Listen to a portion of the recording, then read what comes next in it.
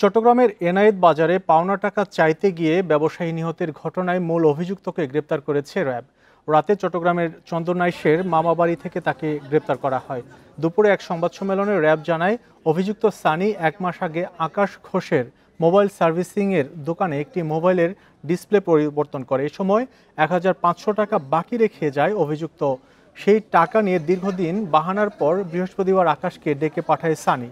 পরে সহযোগীদের নিয়ে হত্যা করা হয় আকাশকে।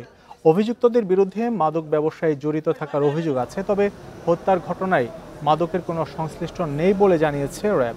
সানি সেই মূলত হচ্ছে যে আকাশ ঘোষকে ডেকেছিল তার পাওনা টাকা ফেরত দেবে এই মর্মে, এবং হচ্ছে যে যখন আকাশ ঘোষ ওইখানে পাওনা টাকা ফেরতের জন্য যোগাযোগ করতে যায় তখন হচ্ছে যে সে এই হত্যাকাণ্ডটির শিকার হন।